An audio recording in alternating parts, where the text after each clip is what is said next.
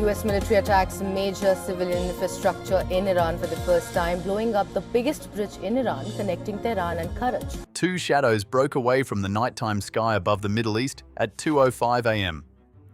They were known as Ghost 34 and Ghost 26. But the Iranians had another name for aircraft like these: the Death Dorito. Two B-2s were stealth bombers were on a direct course to Karaj, Iran. Their target, the B-1 Al-Borz Bridge, the highest bridge in the Middle East. A huge suspension bridge for the transportation of missiles from Tehran to launch points in the west, which Iran was using. The Iranians thought their transfer route to be safe. They weren't yet aware of what lay before them. Chapter 1. The Death Dorito Approaches. Now Ghost 34 and Ghost 26 were 120 miles away from the bridge B1. The mission commanders had gone into deep calculation of the point for the bomb to be released. The goal was a huge one. A suspension bridge having a main tower of 450 feet, structures which were load-bearing but also occurred at strategic points which could not be missed. In order to cut this bridge, you had to make your firepower hit just on the posts that could paralyze the whole bridge. Approach direction, flight speed, bomb release timing, wind drift, fall angle. They had to find the precise location of position in space where the cargo had to be dropped. However, when they had almost finished all the calculations, a warning was received in their headsets. Chapter 2. The Su-35's Rise. This is Master 1, two contacts at the 11 o'clock position, most likely fighters. Two Su-35s had just left Mehrabad Air Base, which is just a 26-mile distance from the bridge. This meant that the airspace was going to get tight. In the B-2 cockpit, they didn't say a word. All external correspondence can be monitored and used. Silence was survival. The issue was that there were no B-2s designed to compete with fighters. It lived off of hiding. The Su-35s were equipped with infrared search and track, which would detect heat, not radar returns. 4 F-118 engines were powering through a cold sky and immense mass, no matter how stealthy the B-2 was. If the Su-35s got close enough, they could pick up that heat. The word possible didn't sit well for the B-2 crew. Chapter 3. The F-35's Answer. That's why they weren't flying solo. Two F-35A Lightning IIs, dubbed Master 1 and Master 2, were immediately sent towards the threat. Master 1 was able to detect both Su-35s at 65 miles. At such a distance, Iranian radar was not able to detect anything clearly. In the B-2S, mission commanders observed two blue symbols rising towards the northeast. Two red dots were still rising in the southeast. That was something that they couldn't control in terms of geometry. The only control they still had was on the bomb release. They would have 14 minutes until the payload release point. They required escort fighters to take out the Su-35s before they approached them. Chapter 4. The bomb bay door problem. At the instant the bomb bay doors open, the B-2's radar cross-section is likewise 100 times greater. The Iranian sensor could be scanning the right way, and the result could be something really big. However, in the cockpit, no one could get distracted. The coordinates for releasing the bombs were verified. Approach angle was set. The attack was in its final stage. Even as the battle drew nearer with each passing minute, they couldn't look up. Chapter 5. The Cat and Mouse Game. Master 1 was 55 miles distant and intentionally sent a powerful radar signal. It desired the Su-35s to be aware that someone was waiting. The Russian pilot of the lead Su-35 responded promptly. It made a hard left turn, slowed down, and headed toward the mountains, where a rocky landscape might put the operator out of view. The other remained nearby. They were not out on a jog. They were working to split the formation, break the lock, and re-enter the approach corridor. This was exactly what the Americans least wanted. An opponent which ran was easy. If someone was running at them, they could be dealt with by using missiles.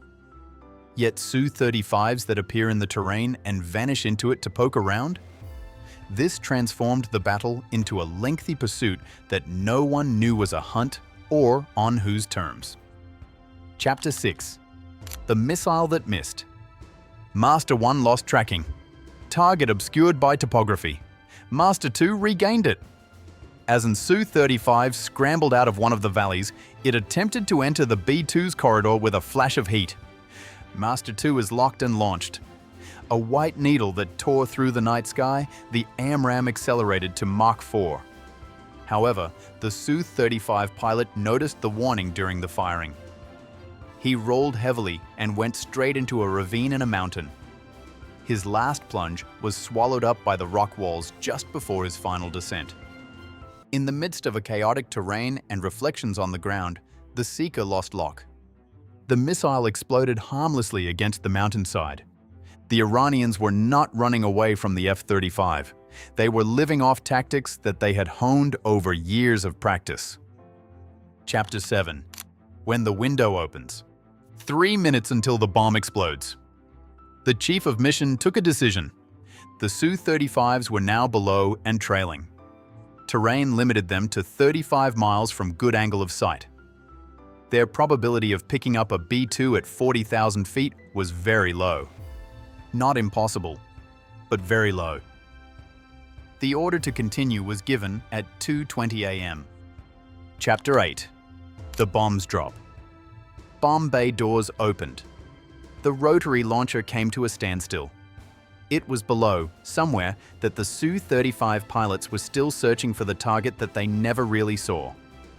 If one of these had lifted above the ridgeline at the right angle at the right moment, Ghost 34 and Ghost 26 could have been exposed. That chance never arose. The GBU-31s hit the Iranian night. Every 2,000-pound bomb targeted at predetermined targets. The first 5 crashed into the approach bridge piers. Concrete tore apart. The whole section of the bridge shook. The bridge was damaged as the B-2s headed west. It was not dead, however. Chapter 9. Ghost 30's Nightmare. Another B-2, Ghost 30, was in a predicament 1 mile south which only stealth could hope to resolve. 2 threats came together in 9 minutes to go. One was attempting to take out the B-2. The other might destroy the entire operating corridor. A battery of Iranian S-300 PMU-2 missiles lay hidden on mountain slopes ready to be unleashed. Its fire control radar fixed on Ghost 30 at 2:30 a.m. The commander was made to shoot. An EA-18G Growler was able to intercept the emission and dumped jamming into the tracking band. The coordinates for the battery had been being worked out by an F-15E for hours. The Growler fired an AGM-88 missile at the Iranian target. Chapter 10. The Race. 60 seconds. If the battery of S-300 wanted to hold on to Ghost 30, they had to continue sending for that long. The same 60 seconds it took for the B-2 to climb to its altitude would have been enough for a surface-to-air missile. A race had begun. An anti-radiation missile on a dive towards the air defense site. An air defense system that attempts to maintain lock for a sufficiently long period to initiate an attack. And in the middle, Ghost 30. In the cockpit, the mission commander was given 8 minutes to release. He carried on as if nothing had happened. Approach heading, release timing, crosswind, fall angle. But another alarm rang in. Chapter 11.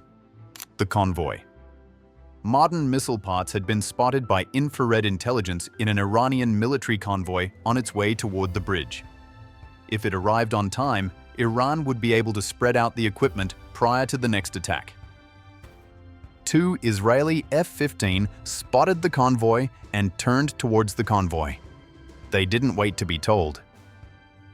In war, there's a time for waiting for orders, and that time is the only time. Now, inside Ghost 30, the mission commander had to deal with his bomb drop as 2 separate crises began. The AGM-88 was 40 seconds away from impact to the south. the Iranian radar was still sending out signals. The crew either didn't realize that the missile was coming or did. Either way, they kept transmitting because the chance to hit a B-2 was worth more than their lives. Chapter 12. Ghost 30 Reprograms. 3 stealth jets flying together in the same sector of the sky is similar to 3 people who were blindfolded driving down the highway. Ghost 30 was at 40,000 feet. The convoy was being intercepted by 2 Israeli F-15As climbing at 25,000 feet. Because of the risk of airspace conflict, Ghost 30's release point was moved northward 3 miles. All GPS coordinates of 16 bombs had to be changed as the B-2 flew toward the target at 8 miles per minute. This had been practiced by the mission commander in simulation. Never when they were actually firing at him with an S-300. Chapter 13. The S-300 dies. South of Karaj, the race came to an end. The Iranian crew managed to turn off the radar. However, it was too late. The AGM-88 drove straight into the last emitting position. The warhead exploded seconds later. Just before Ghost 30 went into its final attack phase, the S-300 battery was eliminated. The maximum time to release is 2 minutes. For the mission commander, there were 12 of 16 aim points updated. He hadn't rested his hand since the crises had started. 60 seconds. Any final 4 aim points were changed. All 16 bombs set in new coordinates. The bomb bay doors were opened at 2:36 a.m. 16 GBU-31s dropped.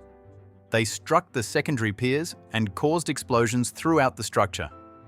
The bridge shuddered. Concrete and steel rendered. However, the bridge remained intact. It left America with its last card up. Chapter 14. Ghost 32 snaps the bridge. Ghost 32 was approaching in the other half mile to the southeast. In the previous run, the bridge had been gutted, but the main pier and main span was still in place. Iran still had a chance at redemption. At 2:42 a.m., AWACS reported convoys closing in behind the bridge. Every minute the bridge was in place, those weapons had the opportunity to pass. However, the convoys had no idea that at 40,000 feet a mission commander was following them to synchronize the last attack.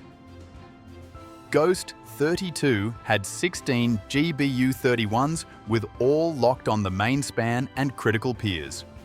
Next time, there's no room for error. The convoys were gathered on the west side waiting to cross. This was the cue. He wasn't only targeting the bridge, he was hitting at the time when the missile fire train would be fully loaded behind the bridge. Ghost 32 attacked at 2:45 a.m. The first 2 GBU-31s were flying toward the chief pier.